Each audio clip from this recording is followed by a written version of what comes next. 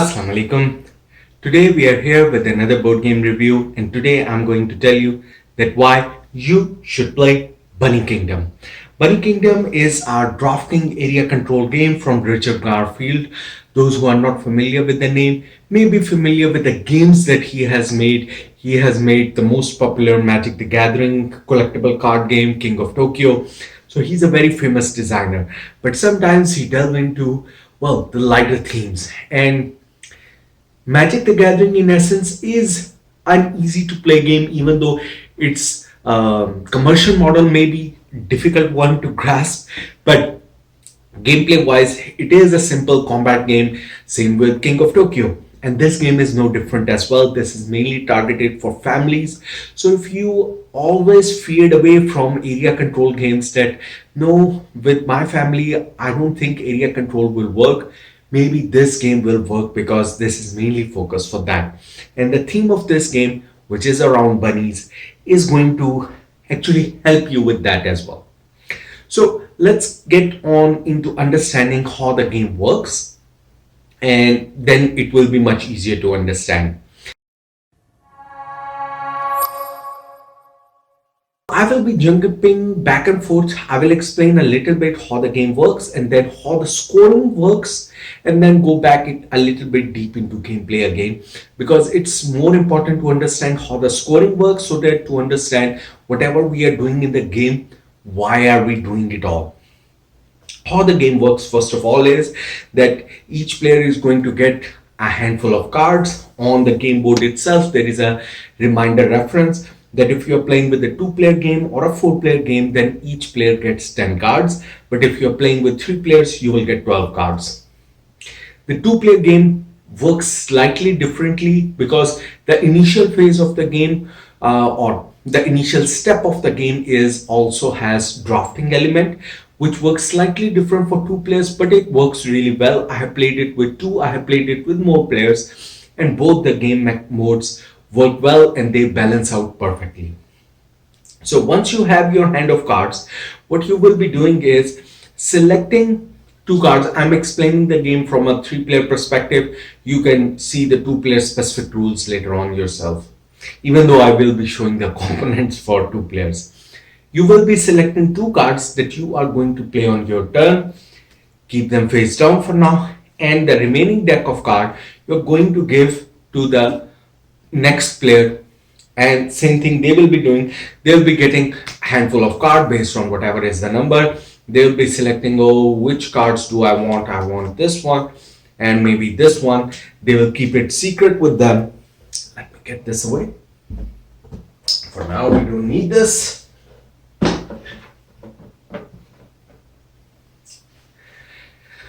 So they will be selecting 2 cards, and whatever are the remaining cards will go to the next player, which in case is me right now.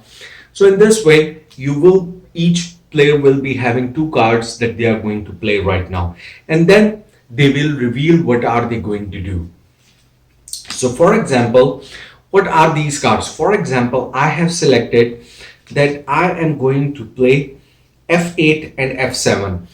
All of these cards are going to have some coordinates on them, or majority of the cards are going to have some coordinates which correlate to the board as well. Now coming back to the board. On the board there are going to be some cities that are going to be pre-populated. So these cities are going to have some minarets, the towers, whatever you like to call them. So 1 tower means they have 1 strength. These are small villages right now. They have 1 strength, and these get pre-populated as the game starts. But also important to note is that at the edge of the board there are different coordinates given. So vertically there is A, B, C, D, E, F, G, H, I, J, and horizontally it's from 1 to 10. So the numbers actually help you go for easy longitude and latitude at which grid you are going to go for. So if I have a card called F8, then that means I am going to take control. I have played this card, selected this card, which means I'll be seeing the intersection of F8, and the picture of the card is also going to give me a hint of what it is going to be, as well as the symbol on the top, which means that it's a level 1 city that I will be taking control of. I'll take one of my bunnies, and these bunnies are really cute. Even though It could have been anything, but they went with bunny. That's fine. Again, works well with families. You'll be putting him in the castle, and now this indicates my bunny is in control of this castle. Similarly, I also played f7, and that was a strategic move. Why I picked f7? Because within f and 7, I am now in control of a farm field, a carrot farm field, which the card again indicates, which is next to adjacent to my castle.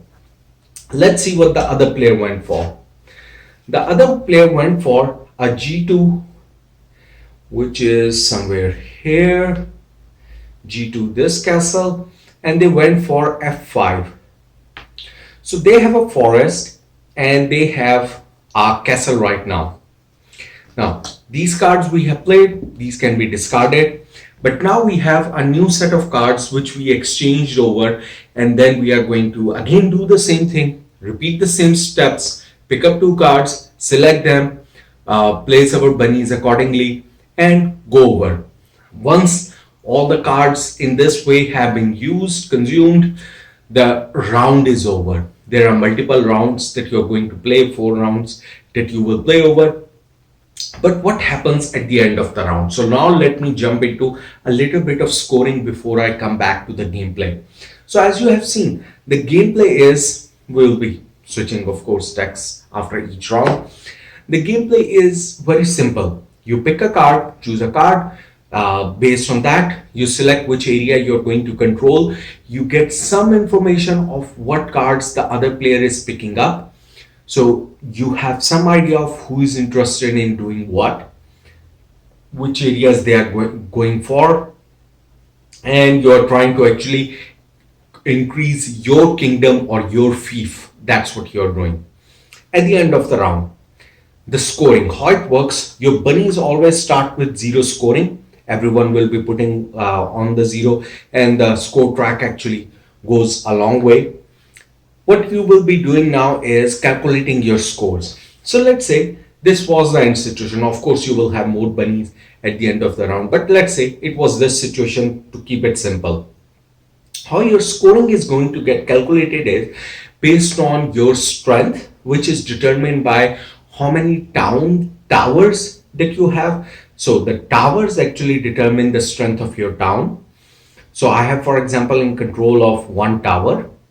Multiply by how much wealth they have, that is how much farm production or any kind of production they produce. So for example, adjacent to it is right now only 1 farm that I control, so it's 1 tower multiplied by 1 farm, so I will get 1 point. If by any chance I was able to actually also control the wood area adjacent to it, then I will be producing 2 different resources and having a tower of 1. So it would have been 2 multiplied by 1. I would have got 2 points from this fief, which is not the case right now.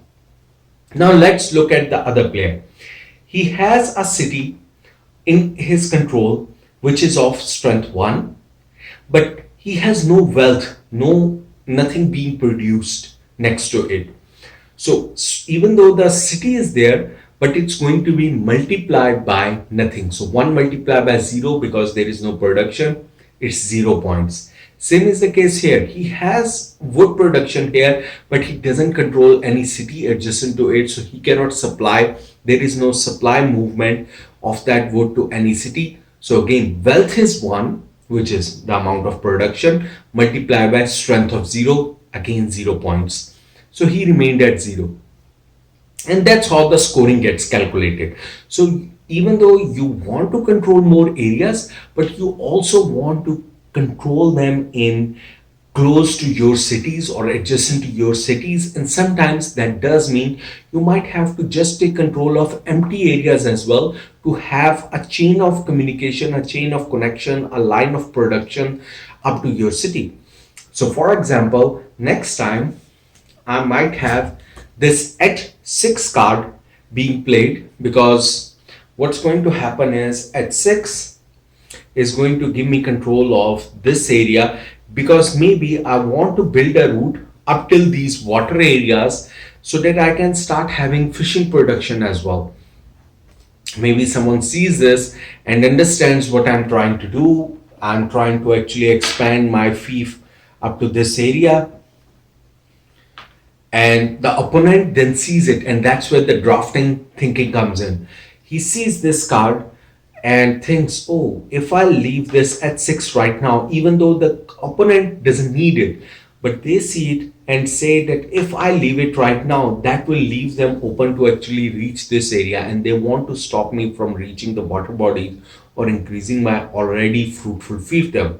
So they might take away this card and play it themselves and block me from doing it by using this card themselves. So that's how the tactical thinking will come. But other than this very simple mechanism, I've shown you the three basic card types, which is one card which actually lets you control an existing city, a card which lets you control a farm. It can be, there are three basic resources: the carrots, the wood, and the fish. So you can take control of those three things. And then there are empty pathways which you can take control again just to connect or expand your fiefdom to other areas. They don't give any points, but well, sometimes it's unnecessary evil just to expand your fiefdom. And these are the three basic cards. Now let's look at some of the, now going back to gameplay, let's look at some of the advanced cards, because if the game was this much, it would have been a very simple game and I would have told you all the rules that you need to know. But actually the fun is in the cards that come in this game. So first of all, there are these three additional city cards that are going to be there. So even though the game comes with pre-populated cities, there are also going to be some level 1 cards which don't have any coordinates written on them, which does mean that you can now build a city of your own on any space that you control. So for example, I control this empty space, or the pink rabbit thinks he controls this empty space and he wants to start building a city here because it's going to be beneficial for him in the future. Or even a space which already has some production, but he's not just getting the right card to control this city. He can build a city in an area which is already producing something. So it's a production plus a city by itself.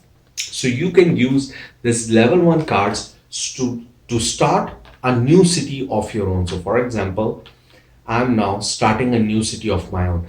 By doing this, what I have actually done is that now my this city is all connected, and now there are two towers in this city. So my scoring is going to get multiplied by 2 multiplied by production. So my strength is now 2 multiplied by how many farms I control, different farms I control, and that's going to increase. So the multiplication factor increases if based on number of towers that I can control in one connected fiefdom. I might have another area under control here as well, but this does not constitute as this one. So this will get separately scored, this will get separately scored, and I'll be just adding up these scores and moving them on the scoring track. So which fiefdoms you control is important, whether you want to have one big fiefdom or you want to have many separate fiefdoms, which might be necessary sometimes. Then you can upgrade an existing castle. So for example, let's say I had built this one here. Let's leave it here. So I built these two here. So I can upgrade an existing city that I have into a level 2 city using a 2 level card. Again, it doesn't have any coordinates, so I can upgrade. That's where these pieces come in. Now if you take a look here, there are 3 level of cities available. There are level 1 with 1 minerates, then there are level 2, and if you look at them, they have 2 minerates, which is helpful in scoring, that people will remember you need to multiply it by 2.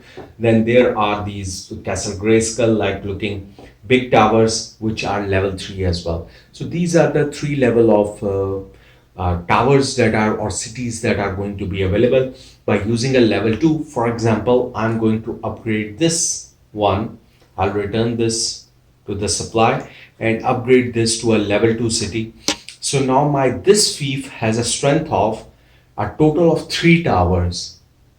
Similar be working off a level 3 card, that this will upgrade. But sometimes there is a requirement as well, so a level 3 castle can only be built on mountains. So this, my mountain one, can be upgraded to a level 3 as well. And now there are 3 plus 1, 4 strength of this one. So even if one farm is connected, this of fief of mine is going to give me 4 points, while I'm getting whatever points from here as well. And that's what these city upgrade cards or city building cards do. Then the next set of cards that I'm going to actually have are additional production cards. Again, these are not going to have any specific coordinates written on them. What they are going to represent is, if it is a white background production, then that means it's a normal production, your wood, your carrot, your fish. But it lets me convert any existing area that I control into a resource producing area. So for example, I have this, or I have this city even, which is not producing anything. And I can use, for example, this wood production and use one of these wood tokens, and that's what these L-shaped tokens are for. I can place this wood token here to represent that around this city I have built a forest, and now I'm able to produce wood on it. So immediately, let's say no production was there before. Now my strength is 4 multiplied by 1. So I'm getting 4 points now because of that wood production that I was able to do using the wood card. Similarly, there are going to be black resources. Black resources are terrain specific resources. Again, a symbol is going to tell. For example, if there are ores, these will be only from mountains. If there are pearls, then these will be only from water spaces. So they will always indicate that which terrain it can be built on. And of course, you need to have control of that territory. So for example, if I build a iron ore on this mountain, now I have two resources, 4 towers and 2 resources being produced. So 4 multiplied by 2, 8 points. So my points jumped from 0 to 4 to 8. So these can help you, or the having more strength, bigger fief, more production in the same fief is going to exponentially increase your points as compared to having small fiefs here and there. And that's what you need to concentrate on. Then the next set of cards that I'm going to show are some special area control cards. First of all, there are going to be camp cards, and there are a lot of these camp cards going to be available. These are like Bedouins, these are like your gypsies, that they go and place their camps, their tents in different areas, and they take control of that area. So even without having a card of any specific area, they will take control of it. So for example, for let's say my this fiefdom, I was having wood production and gold production, but I'm unable to get the carrot production, which is because this coordinate card I'm unable to get. But if I can get that carrot production as well there, then it will be 3 resources multiplied by the towers, and I will be getting 12 points. So I can ask my campers to go and place their camp there. So I will be using one of these camp tokens on any coordinate which is not controlled by anyone. I'll be placing a camp and my bunny at that location, and I have taken over that area. But do remember that in future this is a temporary location. Maybe that card will come in your enemy's hand. Maybe that card, that specific coordinate D4 will come in your hand, and you want to make it permanent. If it comes into your opponent's hand, they might show that card and take over this property and stop your production. Then the next are going to be sky towers. Now sky towers are unique cards which are going to give you 2 tokens of the same color, which you can use to connect 2 fiefs. So for example, if I connect this fief to this fief, what's going to happen is that by sky there is going to be a production share between these 2 fiefs. What that helps is that now when scoring, Not only my production of this one is going to be added with the production of this one, their strengths and production are going to be added up, not added up, are going to be considered as adjacent to each other. These two fiefs are considered virtually adjacent to each other when calculating the score. So I will have now 3, 4, 5 towers from here, and then 5 productions. So 5 fives are 25. So at one point I was getting 8 points, and now say or 12 points, and now I'm jumping to 25 points because I connected two fiefs who are having very varied production and just connected them, and their strength is high.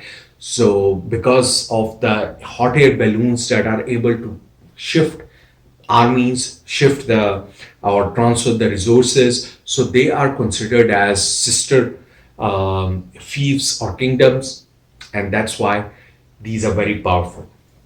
The last type of card that I'm going to tell is about the parchment cards. Now, parchment cards come in two types. Some will just give you direct scoring. These are called trade cards. Very few of these are there, but most of the trade cards are going. Parchment cards are going to be something which are going to give you an objective, and these will be kept hidden. So even if you draft it, you don't have to reveal it at the end of the turn. You will just keep it face down, and you can always see it yourself, but you don't have to reveal it to others, because this is now your secret objective. And based on this, at the end of the game, you're going to get some additional points. So even though at the end of the each round you're getting scoring, and everyone is able to see that where every person is getting scores, you will be increasing the scores at the end of the each round. But at the end of the game, everyone is going to reveal. There is still going to be a hidden element. People will not get, well, start thinking or disinterested in the game because they think, oh, the yellow player is too far ahead, I can never beat him. And they are not interested in the game all. And that's why I like games where there are always some secret scoring at the end of the game. And that's what these parchment cards do. That at the end of the game, everyone is going to reveal how many parchment cards they collected. So you can see how many someone is taking, because in the drafting, if they're not revealing the card, then that means they took a parchment card, a secret objective, a bonus score they have taken. But what it is, we don't know. Maybe if you're playing 2 or 3 players and you give someone a good parchment card which you think they would be interested in or would be fruitful, and in that turn they did take a parchment card, maybe you can take, and next time when you got the hand of cards back, it was missing, then maybe you're guessing that yes, that's a parchment card they took. But that's very tactful thinking, and you might then try to actually block them as well. What are these parchment cards? There will be certain kind of objective. For example, if you control more forests than other players, based on every farm that you, a carrot farm you have, you will get 2 additional points.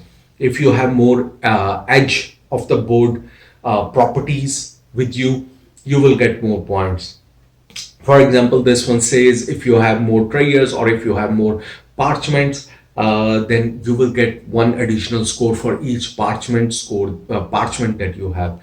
So there can be these kind of different objectives that can be given to you. Some are very unique, some are very hard but having high bonus. So for example, if you control most of the areas without any production, there can be high scores for those, and you are living like a barbarian.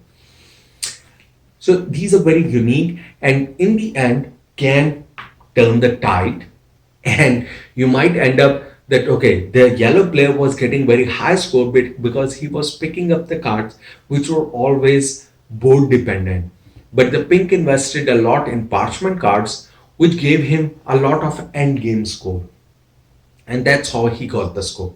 So that's all the, at least, main variety. Well, I think I have given you all the variety of the cards that are going to be in this. So it's not a very simple area control. Well, it is a simple area control, but the card variety is going to make it a lot more fun because you never know what's going to come into your hands. And the drafting element makes it balanced as well, because you cannot say I picked up 10 cards and they were the worst. No, because you're going to always rotate these cards.